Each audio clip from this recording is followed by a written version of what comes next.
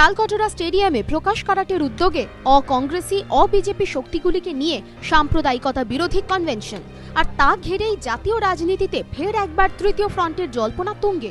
অতীতের ধাক্কা ব্যর্থতা এসব সত্ত্বেও কি করে বারবার লোকসভা নির্বাচনের আগেই উঠে আসে তৃতীয় বিকল্পের জল্পনা? অনেকে কটাক্ষ করে বলছেন, ন্যাড়া বেলতলায় বারবার যায় কেন? প্রকাশ কারাট হন কিংবা মমতা বন্দ্যোপাধ্যায়, কিসের ভিত্তিতে বিকল্প জোটের স্বপ্নে বিভোর হন তারা?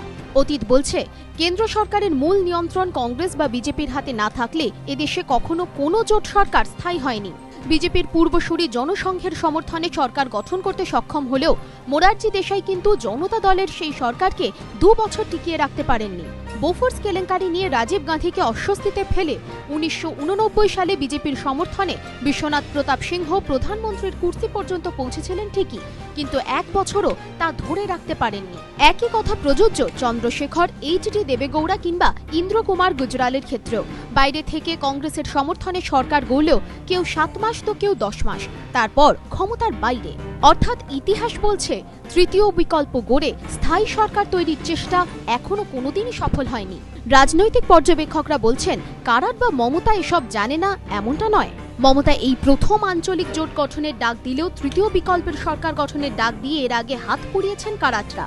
2009 লোকসভা নির্বাচনে মায়াবতীকে সামনে রেখে তৃতীয় ফ্রন্টের সরকার গঠনের ডাক দিয়েছিলেন তারা, কিন্তু সেই স্বপ্ন ভেঙে চুরে গিয়েছে।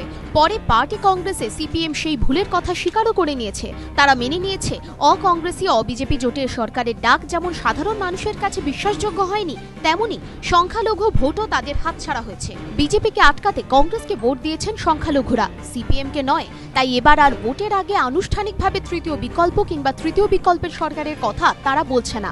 তবে তলে তলে স্বপ্ন হয়তো এখনো রয়েছে। তাই কারাট যেমন এখনো মুলায়মদের সঙ্গে নিয়ে চলার স্বপ্ন দেখেন, তেমনি মমতাও হয়তো ভাবেন জগমোহন কিংবা নবীন পট্টনায়কদের সঙ্গে নিয়ে একদিন আঞ্চলিক জোট গঠন করে দিল্লি দখল করা যাবে। তাই থার্ড ফ্রন্ট সম্পর্কে কেউ কেউ বলে থাকেন, থার্ড ফ্রন্ট আসলে রাজনীতির আশালতা, মরিয়াও মরে না। এবিপি আনন্দ।